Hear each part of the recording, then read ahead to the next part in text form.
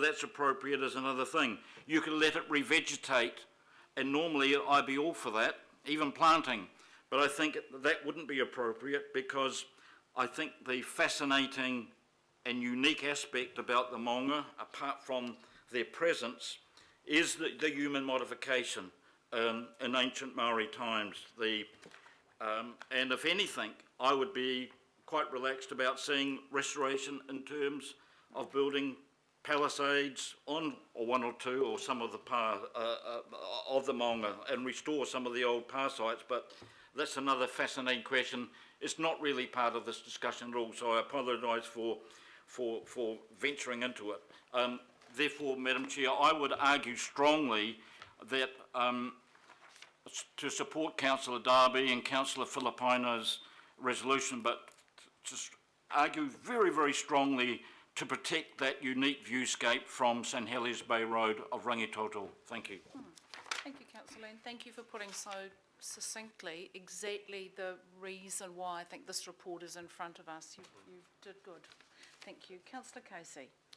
I just got a few things to say. I'll just get it out of my system now and get on with it. I'll be supporting the amendment as proposed, which is It's not an amendment, it's the recommendation. Okay, So, recommendation. Yep, Cool. yep. I'll be supporting it. Just a few things about this. If I understood you correctly, Mr. Brown, Mount Albert's got too many trees, the Maunga's got too many trees, and Phil's Park has got too many trees. If we didn't have them all, we'd have a regionally significant view shaft of A11. Is that right? That's what I heard. We might do. I think, look, one thing I have to say is that when these view shafts were first selected, there was no, they didn't have to be regionally significant. There was no label attached to them. In 1976, when they were first identified, it was simply thought it was a good idea to identify them, and also Mount Albert Borough Council have been criticised for not protecting views of Mount Eden. So the work was undertaken, but there was no real bar set for, you know, whether the views were in or out. They were simply the views that were chosen at that time because the people involved in that process thought they were good views. Now, unfortunately, we've been given a clear instruction that we have to have regard to this regional significance threshold. I just want to talk a wee bit about that, if I may. So, we would have had our protected view shaft if we'd had less trees, but you've admitted really there's some deficiencies in the criteria as set, because I would argue if you took 100 people from Mount Albert and stood them in Fowles Park at that same viewpoint and asked them those 4 questions, is it iconic? Yes. Does it have an important connection to Mount Albert? Yes. Can you see it clearly? Yes. And is it important to see it from Fowles Park? Well, yes, Fowles Park's an important heritage area, which, so the answer is yes. So I would have 4 ticks, and you'd probably get 100 people giving you 4 ticks. So no disrespect, but that's how we get a bad rap. People hear about what we're doing and say, well, how did that happen? So no, it's not no disrespect to you. But just on that, it seems to me there's the blue corner and the red corner, and in the blue corner we've got Housing New Zealand and the developers, and in the red corner we've got the Volcanic Protection Society, we've got some local boards, and we've got the local community.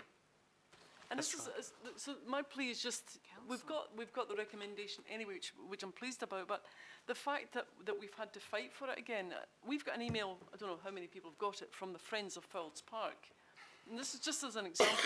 They've been having a discussion with the local board about changing the nature of the park to have an artificial turf. Part of that resource consent was a 17-metre high floodlight, which would have gone through the view shaft, A11. They asked in November, that's why I'm interested in the August date, they asked in November, and I've got it here, a Legoima request of council asking for any reports on changes to the view shaft. They got nothing back. They asked for emails, letters, reports, anything. Nothing.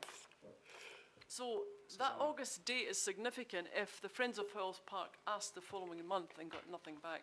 I'm just saying what they're accusing us of is withholding information. So we would have known in November that there was going to be some change to the... No. Just to clarify, this is the outcome of the expert conferencing that Stephen's been involved in, which only concluded on Monday.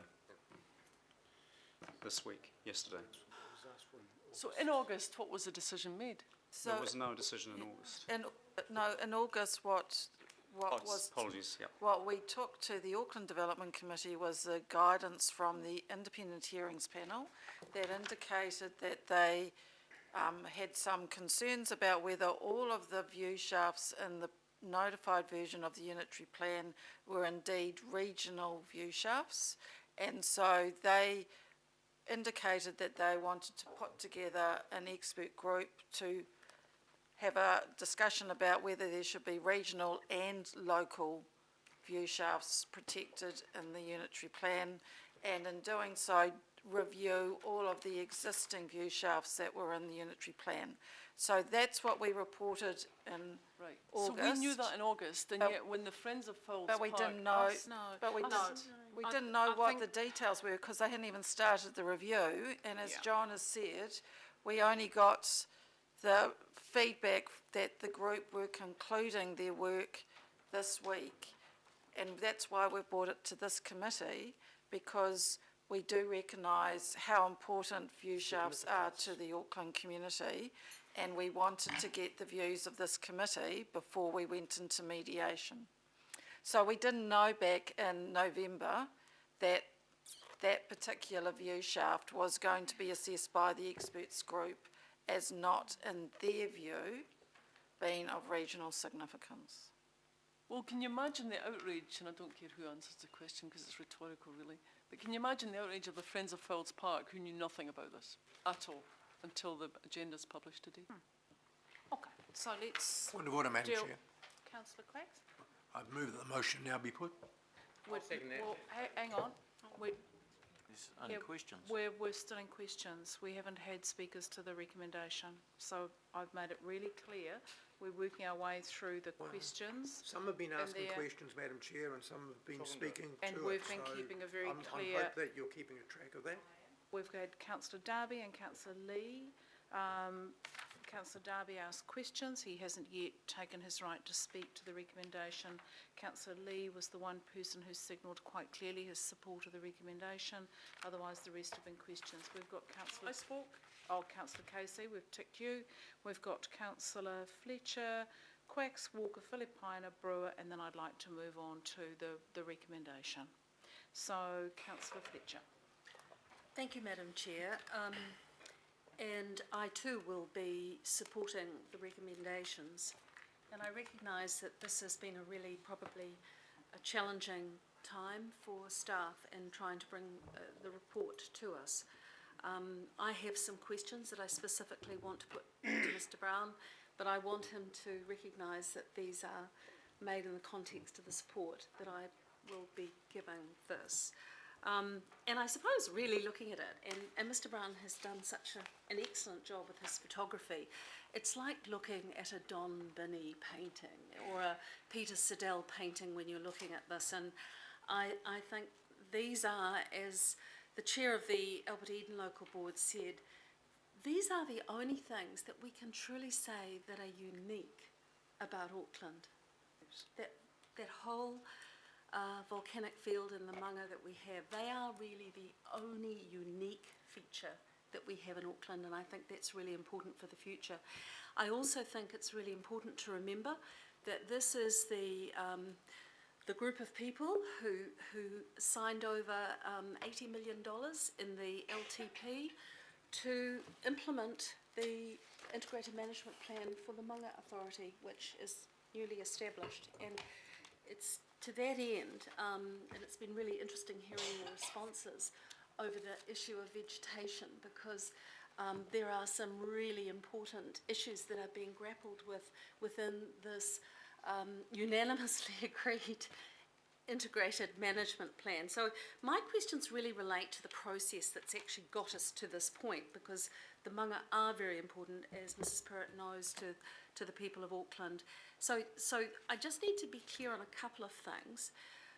What we've had today in terms of your report that you've prepared for the expert group, we've got here, is this the formal conclusion of the expert group, or is this just an interim report? Or what's the status of the report that you've presented to us today?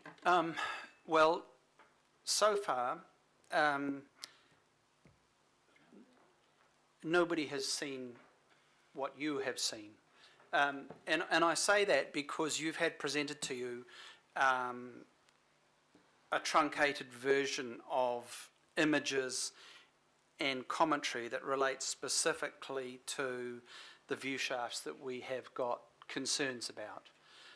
The actual material that's prepared in relation to the view shafts is contained in this document, which now has been agreed by all of the experts to. So that is the formal conclusion of the expert group? That's right, and I can hand, if I hand these around, you can see that there is a detailed analysis of each view shaft. There's only, I'm afraid there's just 10. Oh, sets, well, we might. Don't worry, we can. And I'll what look they for my do, question. essentially, there is agreement about how the individual views are described, the values associated with them. There's agreement about how significant the individual viewpoints are. Where there is not agreement is in the conclusion about whether or not each of those views is regionally significant. And that's the only point of difference. But so far there is acceptance that the photographs are okay, the description's okay, everything's okay except for the conclusion. So that's really what I want to do a bit of a deep dive into, because it's the issue of the regional significance and ensuring the integrity of the material that has come forward, and in no way wishing to challenge the expert group that have assessed this.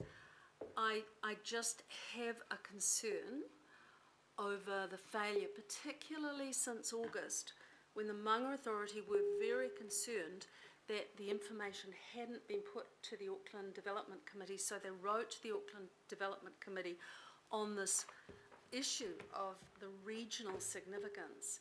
Because from the Manga Authority's perspective, the Te Puna Manga are a connected network, and part of their uniqueness and value lies in the fact that they exist within a highly urban environment.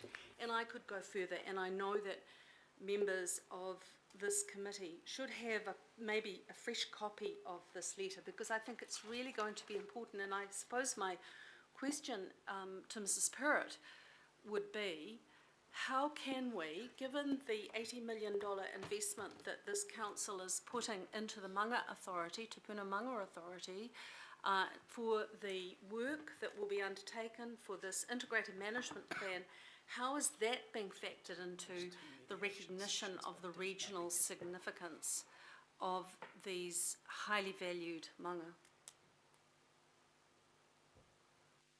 So, as I've said before, what we're presenting you today is the findings of the expert group who were given specific instructions by the panel of what to consider. We are not talking about what's going to be presented at the hearing or anything else. It's just the position of the experts' evidence. So in looking at the experts' view, they were not charged with looking at the management plan coming from Te Puna Manga Authority. That was not one of their requirements to do, but I think both John and Stephen has said at the mediation and hearings, those matters no doubt will be raised by various submitters and will be discussed at length. And as John has already indicated to you, there might be a need after mediation that we come back to the next meeting of this committee to discuss what comes out of that mediation, because we might still seek guidance on that matter. Thank you for that, Mrs. Pirrott. But I just, you know, the advice that we had within the Manga Authority, that was any undermining of the integrity and coherence of the Te Puna Manga individually and collectively is in conflict with the Manga Authority's statutory purpose and function.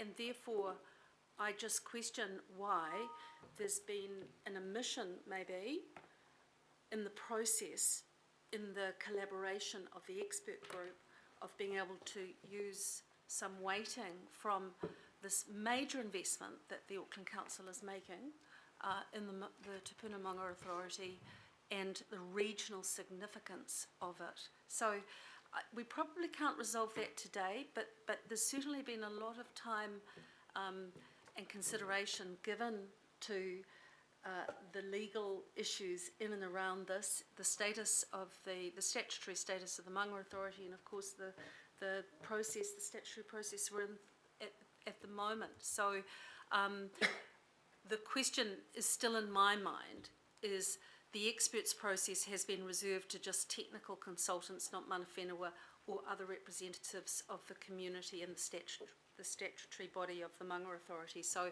I just wonder, maybe, not resolved today, but maybe we can have some formal report back as to, in the future, when it comes to the manga, whether or not there will be, by officers in any expert consideration, some weighting given to the Manga Authority. But I do support the recommendations, and I realise just how challenging this has been for officers, and these recommendations perhaps reflect what has been many, many years of work and leading up to this particular point and the implementation of this wonderful plan.